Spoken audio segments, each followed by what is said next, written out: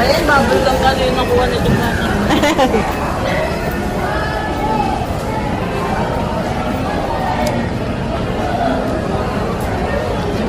Hello mga madam ko! Nandito na nga tayo sa palaruan. Maglalaro na nga si Mia at apo ko at yung dalawang anak ko. Dito na natin sisimulan ang kwento mga madam ko. Ito nga mga madam ko ay maglalaro na yung tatlong anak ko kasama si Mia at saka isang apo ko.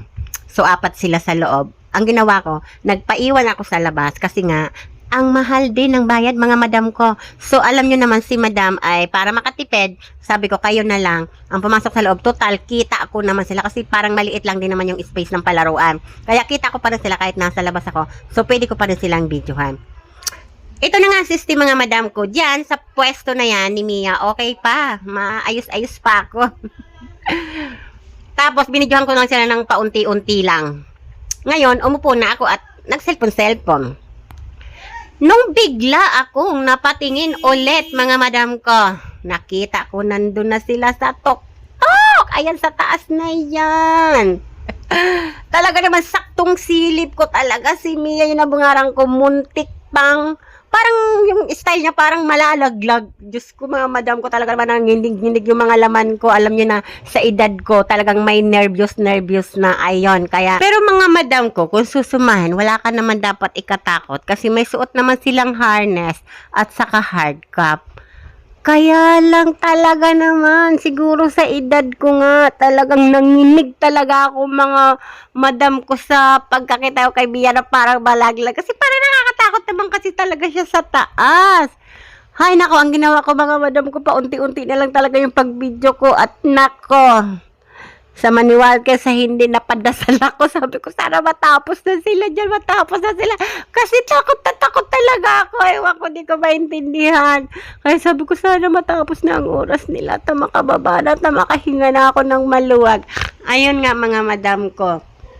Tingnan mo naman yung kapit ni Mia dyan. Talaga naman habang binibidyohan ko yan, nanginginig ako. Ay nako, talaga naman matakotin na talaga yung madam nyo. Ayun na nga mga madam ko. Ayan, sa wakas natapos din at wala namang nangyari. Thank you Lord. Ay talaga naman yung madam yun, napaka-nervyoso na talaga. Tapos nung bumaba na tinanong ko sila, may takot din naman talaga mga madam ko. Kasi kahit na yung dalawang anak ko, talagang natakot daw talaga sila. Hindi nga daw niya alam kung namutla sila. Lalo na yung ate bunso ko.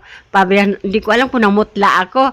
Pero tinanong ko si Mia, sabi ko, Mia, uulit ka pa ba dyan? Alam, ang sagot niya sa akin mga madam ko, hindi na. Ibig sabihin, may takot din talaga. Medyo nakakatakot din talaga yung part na yan dyan sa taas na palaruan na yan. Kaya sabi ko, buti naman kasi talagang hindi ko na kayo pa uulitin. Gina nga mga madam ko, sa part na yan, ang dami pa rin nilang napuntahan na iba't ibang palaro dyan sa lugar na yan. So, hindi ko na sila nakuhaan kasi nasa labas ako tapos nasa dulo. Kaya yung iba, hindi ko na nakuhaan. At saka mga madam ko, tinanong ko rin naman si Mia, nag-enjoy ka ba? Oo naman daw. Nag-enjoy naman daw siya. And then, gusto niya pa rin daw bumalik dyan sa palaruan na yan. Huwag na lang daw talaga siyang aakyat doon sa taas. Ayan, hanggang dito na lang yung vlog ni Madam. Bye!